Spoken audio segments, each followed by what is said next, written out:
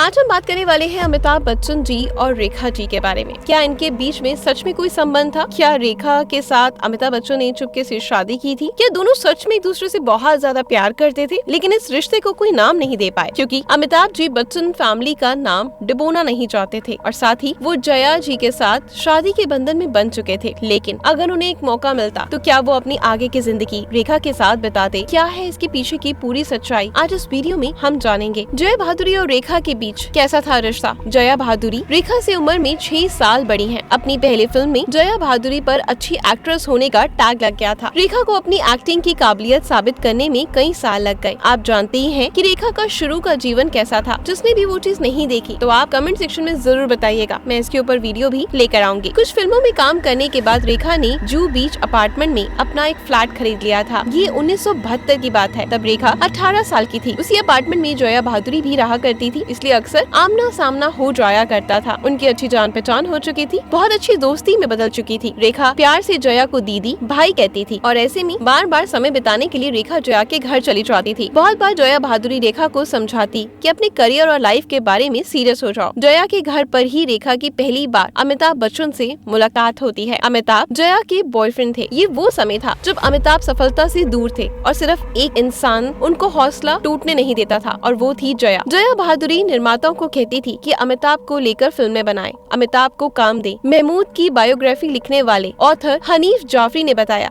कि अमिताभ और महमूद की भाई अनवर बहुत अच्छे दोस्त थे। अनवर अक्सर उन लोगों को लॉन्ग ड्राइव पर ले जाते। अनवर कार चलाते, अमिताभ और जया उनके साथ आगे की सीट पर बैठ जाते, पिछली सीट पर रेखा बैठी होती। सारे रास्ते ये लोग बातें करते हुए जाते। उन्हीं दिनों एक इंटरव्यू के दौरान जया बहादुरी ने रेखा के बारे में कह दिया कि रेखा अपने आप को सीरियसली नहीं लेती। बात सच्ची है और जया बहादुरी ने एक कंसर्न जताते हुए कही थी। रेखा को ये बात पसंद नहीं आई। 1973 में अमिताभ और जया की फिल्म जंजीर रिलीज हुई। उसकी सफलता ने क्या चेंज किया ये तो हम सब जानते हैं। अमिताभ और जया ने शादी करने का फैसला कर लिया और 3 जून 1973 में उन्होंने शादी कर ली। इस शादी में रेखा को नहीं बुलाया गया। इस बात से रेखा को बहुत बड़ा झटका लगा। रेखा ने कहा कि मैं जया को अपनी बड़ी बहन मानती थी। जया मुझे कोई सलाह देती थी और मैं उनको फॉलो भी करती थी। हम दोस्त थे, कितना समय साथ बिताते थे। मैं सेम बिल्डिंग में रहती थी, फिर भी जया ने मुझे शादी में नहीं बुलाया। निर्देशक दुलाल गुहा ने एक फिल्म शुरू की, दो अनजाने, जिसे अमिताभ और रेखा को साथ में साइन किया। असल में रेखा ने कोई ढंग का रोल नहीं किया था। कोई भी एक्स्ट्रा ऑर्डिनरी कैरेक्टर उसने अभी तक निभाया ही नहीं था। एक बात और थी, रेखा को अमिताभ के साथ काम करने का मौका मिल रहा था, जो जंजीर और दीवार के बाद अब बड़े स्टार बन चुके थे। और सबसे बड़ी बात, अमिताभ रेखा को दीदी भाई के पति भी कहती थी। रेखा ने अब तक कोई भी ऐसा इंसान नहीं देखा जिसने रेखा को इतना प्रभावित किया हो। अमिताभ का ऐसा असर हुआ रेखा पर। रेखा ने सबको हैरान करते हुए सुबह 6 बजे सेट पर पहुंचना शुरू कर दिया। दो अनजाने की शूटिंग कोलकाता में हुई थी। अमिताभ शहर से बहुत अच्छी तरीके से वाकिफ थे। अमिताभ 1962 से 1969 तक कोलकाता में ही रहे, पर रेखा कैलकाटा के बारे में कुछ भी नहीं जानती थी। ग्रैंड होटल में वो लोग ठहरे हुए थे। शूट के बाद सब लोग काफी समय साथ बिताते थे। अमिताभ कोलकाता के बारे में अपनी पुरानी यादें बताते। अमिताभ और प्रेम चोपड़ा के साथ कई बार रेखा भी घूमने चली जाती। 1976 में दो अनजाने रिलीज हुई। फिल्म बहुत सुपरहिट हुई, कामयाब भी रही। रेखा के काम की पहली बार तारीफ हुई। रेखा को रिस्पेक्ट मिलनी शुरू हो गई। रेखा ने सारा क्रेडिट अमिताभ को दिया। अमिताभ की परफेक्शन से रेखा बहुत इम्प्रेस थी। जाहिर था रेखा अमिताभ की तरफ खिंची चली जा रही थी। सिम्मी गरेवाल के शो में रेखा ने कहा, अमिताभ शादीशुदा थे, इस बात से उन्हें कोई फर्क नहीं पड़ता। मैं इस इंसान के साथ जुड़ना चाहती थी। मैं उसका घर नहीं तोड़ना चाहती थी, पर मैं उस इंसान के एहसास के साथ जीना चाहती थी। अमिताभ को ऐसा असर हुआ कि रेखा ने अपनी लैंग्वेज पर काम करना शुरू कर दिया। खूबसूरत दिखने के लिए अपनी फिटनेस और खाने पीने पर ध्यान देना शुरू कर दिया। रेखा प्योर वेजिटेरियन बन गई। योगा शुरू कर दिया। रेखा ने मीना कुमारी के मेकअप मैंने राम दादा को हायर कर लिया। जब तक राम दादा जिंदा रहे, रेखा के मेकअप मैन रहे। रेखा ने हर बात यही कहा कि अमिताभ की वजह से मैंने खुद को इतना बदला है और बेहतर किया है। वो मेरी इंस्पिरेशन है। अमिताभ ने रेखा को कल्चर दिया। रेखा को एहसास हुआ कि अगर उसे इस आदमी के साथ चलना है, दिखना है, तो अपना स्टैंडर्ड ऊंचा करना होगा। अमिताभ की वजह से रेखा एक एक्ट्रेस और एक लेडी के रूप में बेहतर होती चली गई। रेखा अमिताभ के प्यार में दीवानी हो गई। वो भूल गई कि उसकी माँ की किस्मत उसकी किस्मत का दरवाजा खटखटा रही है। अमिताभ की पत्नी तो रेखा की दीदी भाई जया बहादुरी थी, जो अब जया बच्चन हो चुकी थी। 22 जनवरी 1980 ऋषि कपूर और नीतू सिंह की शादी हुई। नीतू रेखा की भी अच्छी दोस्त रही है। आर के स्टूडियो में ऋषि कपूर और नीतू सिंह की शादी का फंक्शन चल रहा था। एक कॉर्नर में अमिताभ बच्चन मनमोहन देसाई के साथ बात कर रहे थे। जया बच्चन अपनी सासू माँ के साथ बैठी थी। रेखा की सेंसेशनल एंट्री हुई। सबकी आंखें रेखा की तरफ घूम गई। रेखा के बालों में सिंदूर नजर आ रहा था और सबने उसका ध्यान अपनी ओर आकर्षित कर लिया। क्या रेखा ने शादी कर ली? किससे की? किसके नाम का सिंदूर रेखा ने अपनी मांग में सजाया है? रेखा की नजर बार बार अमिताभ की तरफ जा रही थी। अमिताभ के हाथ में चोट लगी थी, इसलिए पट्टी बंधी हुई थी। रेखा को एरोबिक्स और बेहतर डाइट के बारे में गाइड करने वाली रेखा की डॉक्टर दोस्त स्नेहा पटेल भी वहाँ मौजूद थी। रेखा ने स्नेहलता को साथ लिया और हिम्मत करके अमिताभ के पास पहुँच गयी। दोनों ने फॉर्मल बातचीत हुई। सबकी नजरें जाहिर थी उसी पर थी। जया बच्चन के चेहरे पर दुख और आंख में आंसू थे। मीडिया ने देखा। थोड़ी देर बाद रेखा वहाँ से चली गई। मीडिया को उस शाम बहुत मसाला मिला। बाद में रेखा ने बताया कि रेखा एक शूट से सीधे वहाँ आ गई थी। शूट में लगाया मेकअप और सिंदूर वो हटाना भूल गई थी। 2 मई 1980 में धर्मेंद्र हेमा मालिनी की शादी हो गई बिना अपनी पहली पत्नी को तलाक दिए। धर्मेंद्र ने धर्म बदलकर हेमा से शादी कर ली। इस बात से रेखा का हौसला बढ़ गया। कहा जाता है कि रेखा ने अपनी दोस्त स्नेहलता पांडे से कहा था कि अब मेरा भी रास्ता निकलेगा। अमिताभ रेखा के रिश्ते के बारे में जया बच्चन ने साफ साफ कहा था कि दुनिया जो भी कहती रहे कहने दो, अमिताभ ने मेरे साथ कमिटमेंट की है। अगर मेरी पीठ पीछे वो कुछ करते हैं तो उनकी प्रॉब्लम है, उन्हें ऐसे ही जीना होगा। घर का माहौल खराब होते देख अमिताभ बच्चन ने सिर्फ एक स्टेटमेंट दी कि मैं हिंदुस्तानी हूँ, हमारे घरों में डाइवोर्स नहीं होता और जया बच्चन मेरी फर्स्ट चॉइस है और हमेशा रहेंगी। मैं उनसे बहुत प्यार करता हूँ और हमेशा करता रहूंगा। ये साथ कभी हमारा छूटेगा नहीं। इस स्टेटमेंट के बाद इन अफवाहों को आगे जितनी भी बढ़ी, अमिताभ बच्चन ने अपनी कोई भी स्टेटमेंट नहीं दी। ये उनकी फर्स्ट और लास्ट स्टेटमेंट थी इस केस को लेकर, यानी इन तीनों को लेकर। इसके बाद रेखा की तरफ से अमिताभ की ओर नजदीकियां देखते हुए जया बच्चन ने एक फैसला लिया और अपने घर पर डिनर पर बुलाया। डिनर सब कुछ अच्छे से हुआ, सारी बातचीत बहुत नॉर्मल थी। लेकिन जब रेखा घर से विदा ले रही थी, यानी जया के घर से जो विदा ले रही थी, जो जया ने गले लगते हुए उनको एक बात कही कि मैं अमिताभ को कभी नहीं छोड़ूंगी और जो उनके बीच में आएगा उनको भी अपनी जिंदगी में ठहरने नहीं दूंगी। सेम ऐसा जया ने किया भी। इसके बाद ये डिनर उनकी आखिरी एक साथ मुलाकात थी। इसके बाद जया ने अमिताभ बच्चन को कहा कि वो कभी भी रेखा के साथ कोई फिल्म साइन नहीं करेंगे,